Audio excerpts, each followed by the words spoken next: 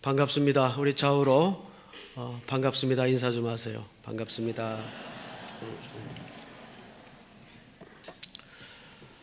아주 오래전에 어느 대학 캠퍼스에서 실제 벌어졌던 일입니다. 요즘이야 이제 대학에 가보면 참 조경도 아름답게 돼 있고 건물도 아름답고 잔디도 많고 그래요. 근데 초창기 대학이라는 것이 그저 시설이 그렇게 썩 좋지 않았습니다. 아주 열악했죠. 제가 졸업한 총신대학만 해도 교문도 없었고 교문이 또 수시로 왔다 갔다 했어요. 옮겨지고 막 그랬습니다. 잔디락은 거의 없었어요. 휑하니 그냥 운동장 하나에다가 건물 딱 두 개밖에 없었는데 요즘은 그래도 잔디도 심고 캠퍼스는 작지만 나무도 이제 울창해져 있고 그래요. 대개 대학 시설이 다 형편이 비슷했습니다. 그런데 학교에서 문제가 생겼어요. 다른 문제가 아니고 교직원들과 학생들 간에 이제 마찰이 벌어진 겁니다. 학생들이 자꾸 잔디를 가로지르는 겁니다. 그러면 교직원들이 쫓아다니면서 팻말도 놔보고 붙잡아 내기도 하고 야단도 치고 했는데 왜 가로지르냐 하면 가로질러야 편하게 빨리 가거든요. 안 그러면 이렇게 한참 돌아가야 되니까 이제 강의실 쉬는 시간이 한 15분 정도밖에 안 되니까 가로질러 가면 금방 가니까 이걸로 매일 학교가 별거 아닌 것 같은데 학생들과 직원들 사이에 시끌시끌했어요.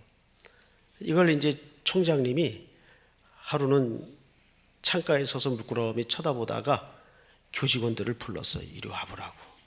그러지 말고 이 잔디밭 한가운데다가 학생들이 다니도록 아예 길을 만들어 주라고. 예? 그러면 별로 미관에도 손상이 안 가고 학생들도 편하고 교직원들도 머리 시끄러울 일 없고 한번 길을 내보라고. 그래서 잔디밭 한가운데다가 길을 쫙 내줬어요. 그래서 모두가 행복하게 잘 살았다는 얘기가 있어요. 우리가 이제 관점의 틀을 조금만 바꾸면 편해질 또 시비가 줄어들 일이 참 많죠. 이걸 틀의 효과라고 하는데 어느 랍비가 많은 이제 제자들을 늘 탈무드를 가르치고 있었습니다. 근데 그 중에는 유난히 지구전 녀석들이 항상 있게 말하지 않아요? 그래서 어느 학생이 선생님에게 물었어요.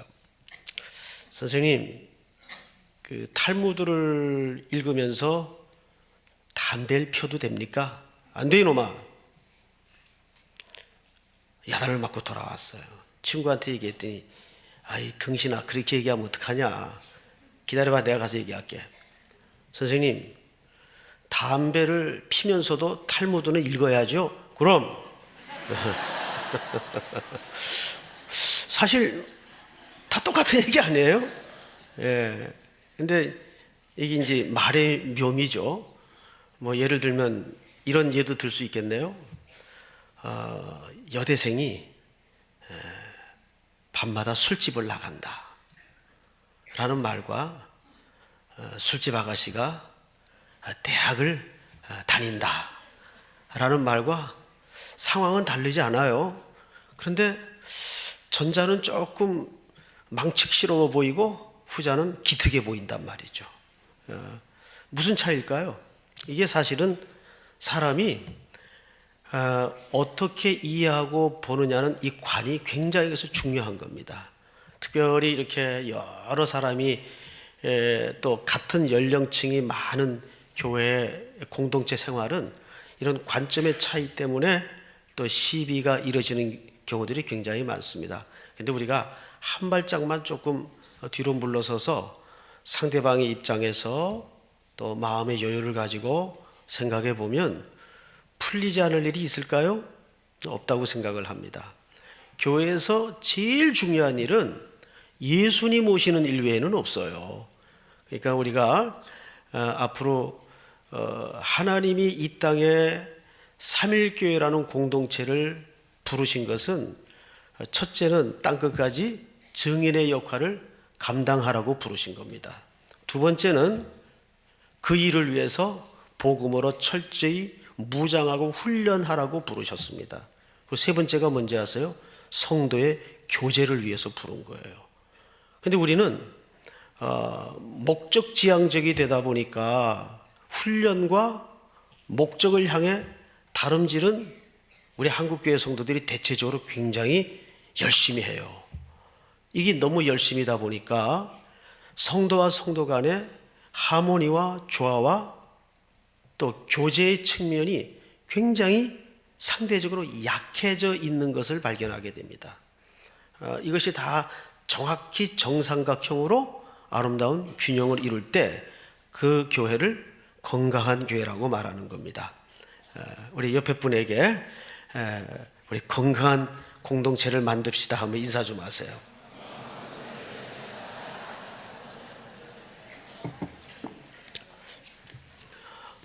이 얘기를 제가 왜 하냐면 그냥 해봤어요. 그냥 별 뜻은 없어요. 저도 이렇게 이제 저녁까지 머무르는 교인들에게 뭔가 좀 이렇게 따뜻한 얘기를 한마디씩 하는 것도 좋겠다 싶어서 그냥 아버지의 심정으로 한마디 한 겁니다. 자, 오늘은 이제 아리마대 요셉의 이야기를 좀 할 거예요. 이 아리마대는 요셉의 성이 아닙니다. 지역 이름이에요. 지역 이름. 예루살렘에서 한 35km 정도 되는 지역인데 그 지역 출신 인물이 아리마대 사람 요셉입니다. 어떤 사람은 아리마대를 이름으로 이제 오해하는 분들이 있어요. 자, 오늘 본문을 좀 볼까요? 42절. 이날은 준비일 곧 안식일 전날이므로. 자, 봅시다. 안식일이 무슨 요일입니까? 토요일이죠. 토요일. 안식 후 첫날은요, 이때는 주일이 없었고 일요일. 오늘 일요일을 얘기합니다. 그럼 안식일 전날은 금요일을 얘기해요. 예수님이 금요일 날 십자가에 달리셨어요. 시간대별로 3시간 간격으로 성경 기자가 정확히 기술을 하고 있죠. 자, 아침 오전 9시에 십자가에 달립니다. 자, 성경을 볼까요? 자, 몇 절을 보시냐 하면 위에 쭉 가서 24절을 보세요. 십자가에 못 박고 그 옷을 나눌세 누가 어느 것을 가질까요? 제비를 뽑더라. 때가 제 몇 시입니까? 3시. 3시에다가 6시간을 더하면 몇 시예요? 그러니까 예수님이 십자가에 달린 유대력 시간은 오전 9시에 달리셨어요. 그리고 이제 3시간 후 33절 제6시가 되면 몇 시입니까? 정오를 얘기해요. 12시. 온 땅에 가장 밝아야 될 시간이 가장 어둠으로 변하는 하나님의 마음처럼 날씨가 변합니다. 기후가 변하죠. 온 땅에 어둠이 임하여 몇 시까지 계속됩니까? 또 3시간 후 9시면 몇 시예요? 오후 3시까지 계속됩니다. 사실 이 3시 딱 정각은 아니겠지만 3시를 전후해서 예수님은 운명하십니다. 숨을 거두세요. 자, 그러면 어림잡아 거의 분명한 시간이 예수님이 숨을 거두신 시간을 추정컨대 학자들은 오후 3시경으로 봅니다. 이게 정설이에요. 자, 이 시간을 머리에 염두에 두세요. 예수님은 대충 오후 몇 시에 운명하셨어요? 3시 운명하셨어요. 그러면 유대인들의 시간 개념으로 하루의 새로운 시작은 저녁 몇 시부터 시작됩니까? 6시입니다. 3시간 후죠? 이제 그 사이에 벌어진 일이에요. 3시부터 몇 시 사이에? 6시 사이에. 42절 이날은 준비일 곧 안식일 전날이므로 저물때에 이 저물때라는 이 시간은 보통 오후 4시에서 6시 사이를 가리켜요. 그러니까 예수님이 십자가에 달리셔서 3시쯤 운명하시고 바로 직후가 됩니다. 저물때에 아리마대 사람 요셉이 와서 당돌이, 이 당돌이라는 말은 좀 어감상 이렇게 적절한 번역은 아닌데 이렇게 이해하시면 좋을 것 같아요. 용감하게, 용기를 내서, 그 뜻입니다. 용기를 내서 빌라도에게 들어가 예수의 시체를 달라 하니 이 사람은 존경받는 공회원이요 하나님의 나라를 기다리는 자라. 이쯤 우리가 숨을 고르고 사복음서에 걸쳐 이 아리마대 요셉을 여러 가지 모습으로 조명한 내용이 있습니다. 오늘 마가는 마가가 본대로 기술을 했지만 또 요한은 요한이 본대로 기술을 했고 마태는 마태가 본대로 기술을 했어요. 다행스럽게도 이 아리마대 요셉의 사건은 특이하게 사복음서의 기자가 다 기록을 남겨놓고 있습니다. 우리 좀 시간이 가더라도 그 부분을 좀 하나씩 살펴보십시다. 우선 여기 용기를 내어 당돌이 빌라도 앞에 들어가서 시신을 달라고 요구합니다. 근데 이 사람이 여기에 뭘로 소개되어 있어요? 존경받는 공회원이에요. 자, 그러면 또 하나 소개가 하나님의 나라를 기다리는 자다 이렇게 되어 있습니다. 근데 여기에 마가는 놓치고 지나간 기록이 요한복음 19장에 이렇게 소개되어 있습니다. 19장을 여세요. 여기 손으로 접어두시고 요한복음 19장 38절을 보세요. 제가 좀 읽습니다. 아리마대 사람 요셉은 예수의 제자이나, 놀랍게도 아리마대가 누구의 제자로 소개되고 있어요? 예수의 제자예요. 예수의 제자인데 이에 유대인이 두려워 그것을 어떻게 하더니, 옛날 번역 성경에는 은휘하더니 이렇게 소개되어 있어요. 그죠? 옛날 성경 갖고 있는 분들은 은휘하다, 그것은 감추다 그 말이죠. 그러니까 이 사람은 예수님의 제자인데도 불구하고 자기 신분을 노출했습니까? 못했습니까? 노출하지 못했어요. 유대인들을 두려워해서. 사실 공회원이면 최고의 기득권 세력이죠.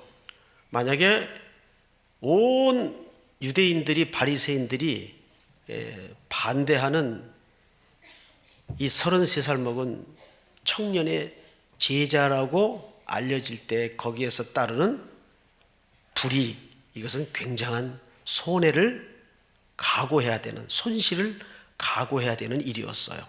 그러니까 용기 있게 자기 신분을 아마 드러내지 못했던 것 같아요. 정확하게 요한 기자는 예수의 제자이나 유대인이 두려워 그것을 숨기더니 이 일 후에 빌라도에게 예수의 시체를 가져가기를 구합니다. 자, 또 한 군데 볼까요? 누가복음 23장. 누가복음 23장 50절을 좀 보십시다. 50절.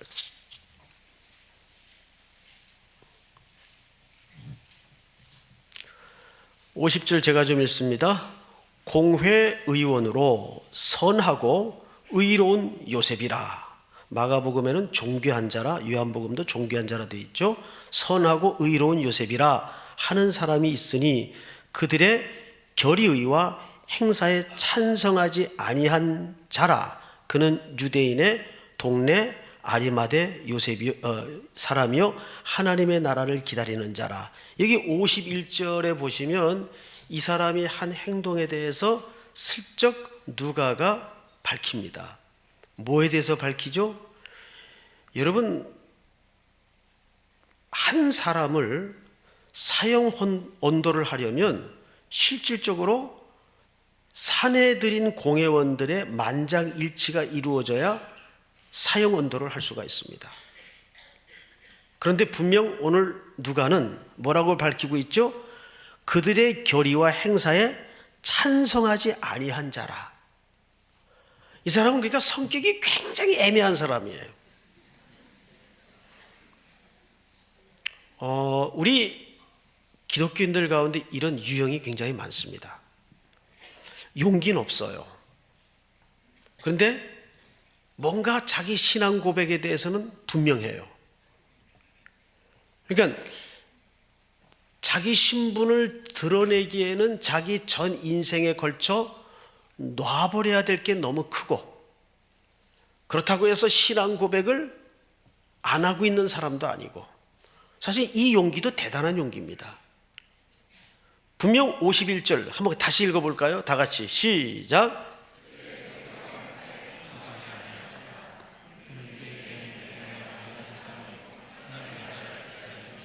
우리 마지막으로 한 군데만 더 보죠. 마태복음 27장을 보십시다.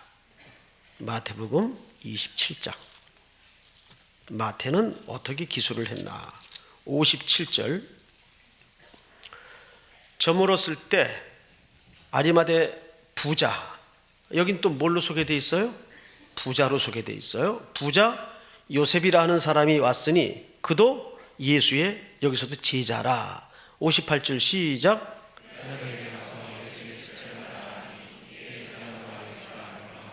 네, 자 이제 앞을 보십시다. 이 요셉이란 인물의 캐릭터는 굉장히 묘한 캐릭터예요. 인간적으로 용기는 없어요.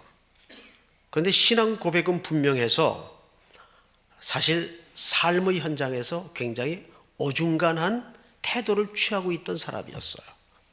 그런데 무엇이 이 사람의 행동의 반향을 이렇게 적극적으로 만들었을까요? 그것은 말할 것도 없이 그리스도의 죽음입니다. 여러분, 예수 그리스도의 십자가의 죽음 곁에 태도를 바꾸었던, 지난 시간에 살펴봤던 유명한 인물이 하나 있죠. 백부장입니다. 그는 가이사에게만 할 수 있는 충성의 고백을 누구에게 했습니까? 이제 막 가장 저주스러운 십자가에 죽어간 그 예수님을 향해서 이분이야말로 하나님의 아들이었다. 그 호칭은 누구에게밖에 할 수 없는 호칭이라고요? 로마의 황제밖에 할 수 없는 호칭이에요. 그런데 그 그리스도의 죽음의 신비는 바로 이 유명한 백부장의 고백을 바꿔놓습니다. 그리고 여기 또 한 사람이 등장하는데 오늘 아리마대 요셉이에요.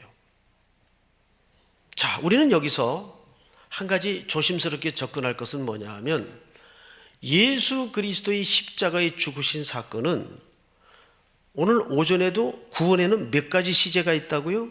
3가지 시제가 있다고 말씀을 드렸어요. 과거 시제가 있고, 현재 시제가 있고, 완성될 미래 시제가 있다고 말씀을 드렸습니다. 그런데 실질적으로 그 모든 결정은 어디에서 이루어진 겁니까? 십자가에서 이루어진 겁니다. 거기에서 모든 게 다 완성이 되고 지불이 됐어요. 문제는 십자가에서 완성된 사건이 시간과 역사라는 과정 속에서 펼쳐지는 것뿐입니다. 여러분, C.S. 루이스가 말한 것처럼 시간의 개념은 하나님에게 필요한 겁니까? 우리에게 필요한 겁니까? 그건 하나님에게 필요하지 않아요. 그래서 하나님은 모든 일을 과정 없이 영단번에 하실 수 있는 분이 전능하신 하나님의 역사입니다. 그래서 십자가에서 모든 게 한꺼번에 이루어졌어요. 그것이 우리 각 개인 속에 또는 시대의 역사 속에 뭘 걸쳐서 나타나는 거죠? 시간이라는 과정을 거쳐서 나타나는 겁니다. 그러니까 우리가 그 신랑이 완성의 그림을 가지고 오시는 그 시간까지 비록 우리 가는 길이, 아니 도래하는 시간이 멀고 답답하고 두렵고 어렵지만, 우리에게 가장 중요한 신앙의 태도는 구원의 소망의 투구를 쓰는 건데, 그것은 바로 우리의 시선을 예수 그리스도께 고정시키고 묵묵히 그분이 우리의 유일한 소망으로서 우리가 길을 걷는 것이에요. 오늘 그것이 아리마대 요셉의 행동 속에서 보여집니다. 그런데 여기 또 하나 우리가 붙들어야 될 중요한 진리가 있습니다. 뭐냐 하면, 부자의 묘실에 예수님이 안장된다는 것은 무슨 뜻인가 하면, 보통 이 당시 유대인들의 결례상 또 로마법상 십자가에 처형된 죄수는 최고 대우를 해야 공동묘지의 시체를 안장하는 일이거나, 대부분 그냥 십자가에 걸어놓고 새들의, 짐승들의 밥이 되게 합니다. 그 형벌 자체가 저주를 받은 형벌이기 때문에 아무도 그 시신에 손을 대거나 그 형벌에 이런 요셉의 모습으로 동의할 수가 없어요. 자, 우리가 이사야서 53장을 자막으로 한번 보십시다. 한번 읽겠습니다. 같이 읽습니다. 시작. 그는 강포를 행하지 아니하고 그 입에 거짓이 없었으나 그의 무덤이 악인들과 함께 있었으니 그의 죽은 후에 부자와 함께 있었도다. 무슨 뜻입니까? 여기서 그가 죽은 후에 누구와 함께 있었다고요? 부자와 함께 있었다. 이것은 바로 아리마대 요셉의 묘시를 얘기하는 거예요. 그 예수님은 놀랍게도 그의 죽음 이후의 모든 과정까지도 철저히 무엇이 응하는 삶이었을까요? 하나님의 약속과 언약이 응하는 삶이었습니다. 제일 목사로서 두려운 게 뭔지 아세요? 여러분들이 듣으면 선뜻 이해 안 갈 내용일 수도 있습니다. 목사로서 제일 두려운 것은 평생 이렇게 교회를 섬기면서 목회를 하다가 자기 일 하다가 끝날까 제일 그게 두려워요. 아무리 드러나지 않는 것처럼 보여도 하나님이 시키는 일을 하다가 끝내면 그 사람은 최고로 성공한 사람입니다. 세상적으로는 화려하지 않고 보란듯 보이지 않을지라도 좋아요. 그것이 하나님이 있으라 한 자리였고 명하신 일이었다면 그걸로 대성공입니다. 그런데 항상 우리의 관심은 어디에 꽂혀져 있죠? 세상적으로 그럴듯해 보이는 일과 내용의 그 패턴의 경향에 우리가 휩쓸려 가고 있습니다. 아닙니다. 그리스도의 성공이 뭘까요? 과연 성경적 형통이 뭘까요?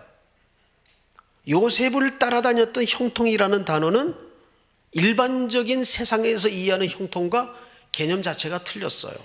그 인생을 통해 하나님의 계획이 이루어지는 것을 성경적으로 참된 형통이라고 말합니다. 요셉이 총리의 자리에 올라간 게 형통의 끝이 아니었어요. 그가 그 총리의 자리를 통해서 기근의 때에 만민에게 양식을 통해 먹여 살렸던 그 하나님의 전체 그림에 눈 떴을 때 그게 진정한 요셉의 인생 속에 참된 형통의 그림이었어요. 근데 예수님의 모든 죽음 과정까지 하나하나 1.1획도 하나님의 계획을 비껴난 적이 없습니다. 부자의 묘실에 그가 함께 묻힙니다. 여러분, 또 한 군데를 볼까요? 신명기 23장, 우리 자막을 보십시다. 21장. 자, 읽습니다. 시작.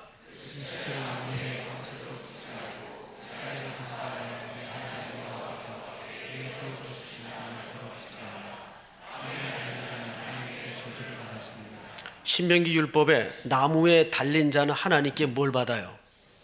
예수님은 저주를 받고 죽으셨어요. 아니, 감히 어떻게 예수님을 향해 그렇게 얘기할 수 있어?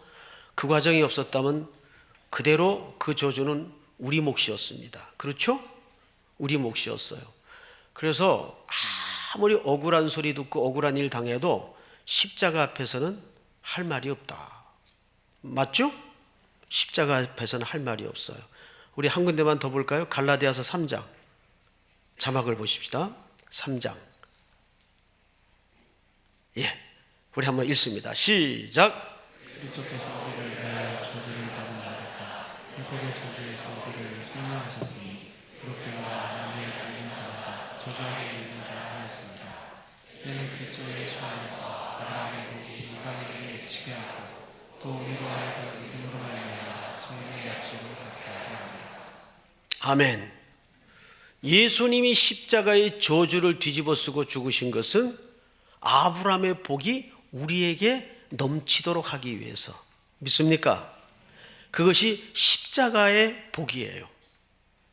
십자가가 인생의 소망이고 인생의 전부입니다.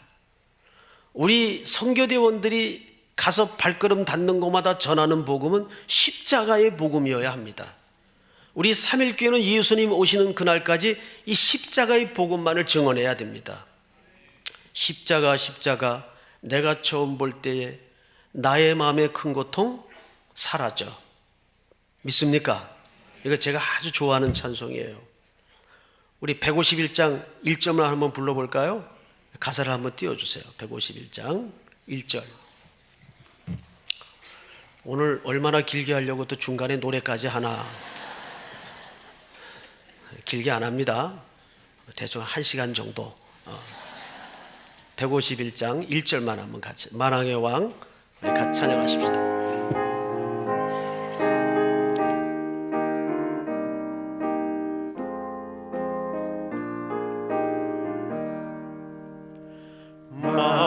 만왕의 왕 내 주께서 왜 고초당했나. 이 벌레 같은 나 위에 그 보혈 흘렸네. 십자가 십자가 내가 처음 볼 때에 나의 맘에 큰 고통 사라져. 오늘 믿고서 내 눈 밝았네.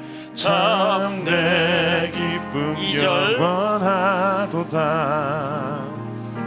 주 십자가 못 박힘은 속죄함 아닌가. 그 긍휼함과 그 은혜 말할 수 없도다. 십자가 십자가 내가 처음 볼 때에 나의 맘에 큰 고통 사라져. 오늘 믿고서 내 눈 밝았네. 참 내 기쁨 영원하도다. 늘 울어도 그 큰 은혜 다 갚을 수 없네. 나 주님께 몸 바쳐서 주의 일 힘쓰리. 십자가 십자가 십자가 십자가 내가 처음 볼 때에 나의 맘에 큰 고통 사라져. 오늘 믿고서 내 눈 밝았네. 참 내 기쁨 영원하도다. 할렐루야. 십자가만이 소망이십니다. 그런데 오늘 마가복음에는 살짝 감추어진 아리마대 요셉의 커플이 한 분 계십니다. 우리 요한복음 19장 38절을 다시 보십시다. 요한복음 19장 38절. 아리마대 사람 요셉은 예수의 제자이나 유대인이 두려워 그것을 숨기더니 2일 후에 빌라도에게 예수의 시체를 가져가기를 구하매 빌라도가 허락하는지라. 이에 가서 예수 시체를 가져가니라. 39절 시작.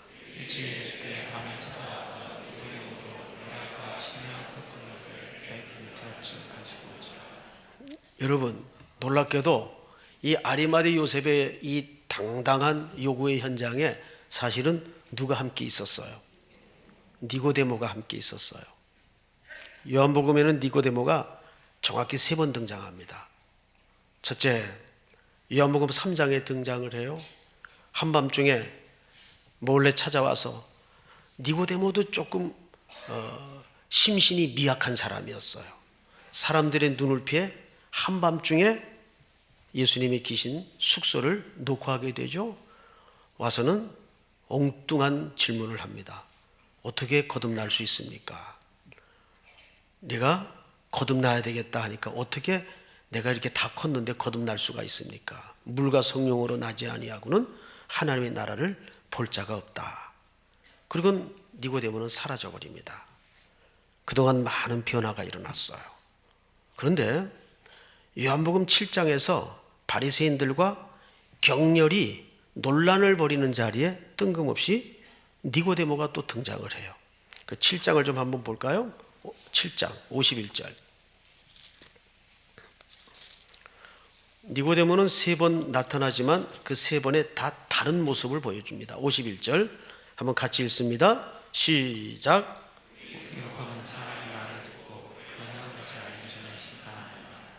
그들이 대답하여 이르되 너도 갈릴리에서 왔느냐? 찾아보라, 갈릴리에서는 선지자가 나지 못하느니라 하였더라.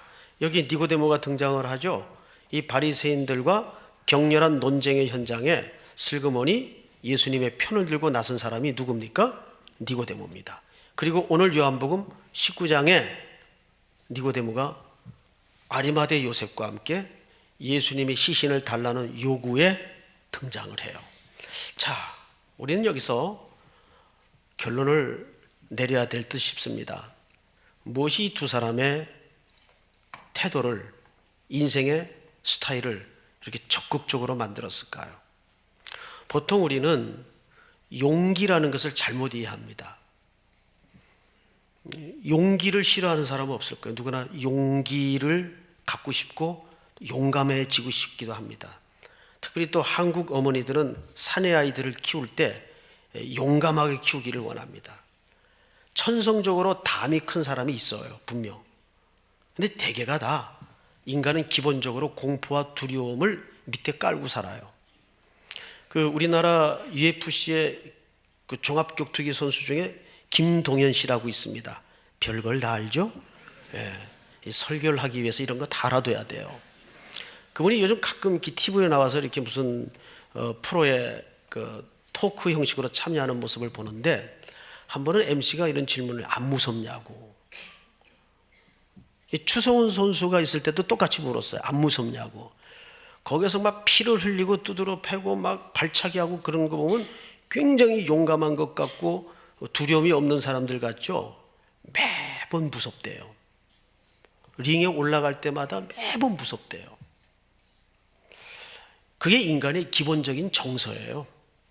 인간은 그런 공포와 두려움에 늘 붙잡혀 있습니다.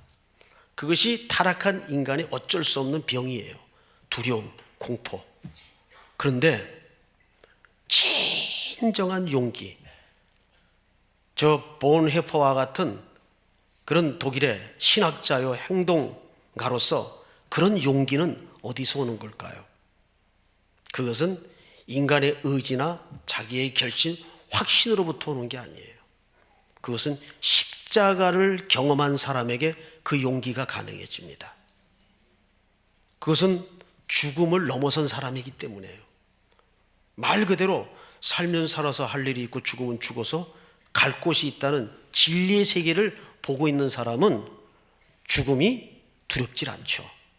그 세계를 뛰어넘는 거예요. 거기서 진짜 신앙적 용기가 나오는 거죠. 총칼을 들이대도 그 상황에서는 무서울 게 없죠. 그렇게 순교자는 이 땅에 태어나는 겁니다. 여러분, 저 예수의 영이 없는 저 이슬람권에 저런 사람들도 종교적 신념 하나로 목숨을 걸어요. 그런데 이 십자가에서 비롯된 용기는 그런 용기와 질적으로 차원이 다릅니다. 소위 이슬람권의 그 IS 이런 집단은 종교적 광기죠. 그런데 기독교가 말하는 신앙적 용기는 기독교 광기가 아니에요. 이것은 십자가를 경험하고 십자가를 통과한 사람만이 가질 수 있는 본질적 담력입니다. 믿습니까?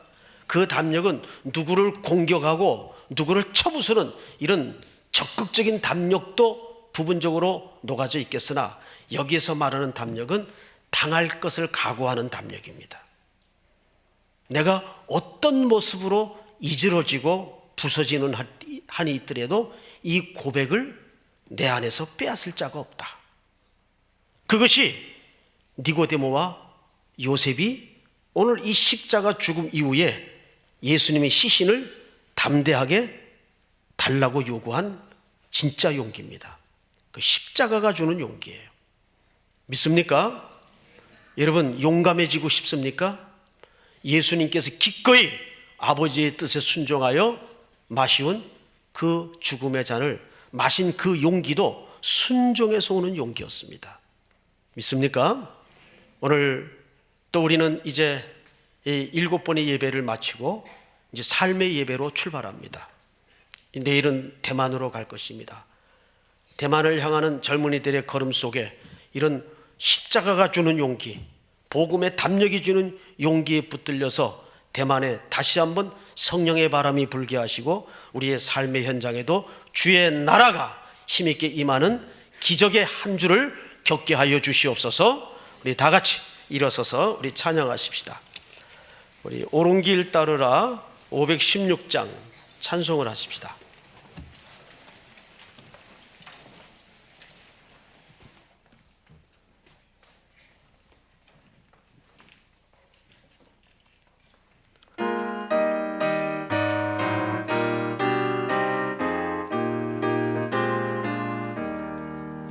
옳은 길 따르라 의의 길 세계 만민의 정의 길이 길 따라서 살기를 온 세계에 전하세 만 백성이 나갈 길 어두운 밤 지나고 성뜬다 바람 비포하라 저비 주 예수의 나라 이 땅에 고독했네 오겠네 주 예수 따르라 주 예수 따르라 승리의 주 세계 만민이 나아가 길과 진리요 참 생명 내 창검을 부수고 다 따르라 화평화 어두운 밤 지나서 동뜬다 환한 비포하라 저비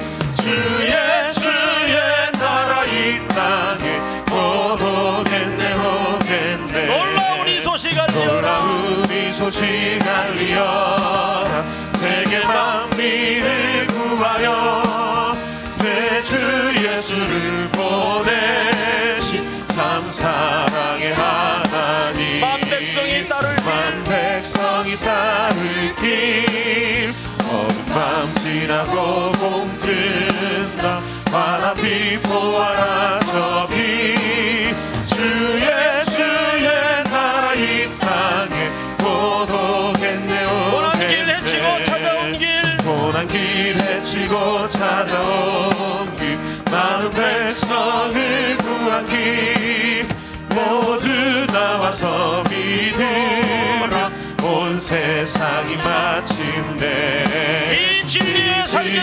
살겠네 어두운 밤 지나고 동뜬다 환한 비포하라 저비 주 예수의 나라 이 땅에 1절만 다시 합니다. 오겠네 옳은 길 따르라 의의 길 옳은 길 따르라 의의 길 세계 만민이 없는 길이 길 따라서 살기 온 세계에 전하세 만 백성이 나갈 길 어두운 밤 지나고 동뜬다 바람 비포하라 저비 주 예수의 나라 이 땅에 고독했네 주 예수의 나라 이 땅에 주 예수의 나라 이 땅에 고독했네 오겠네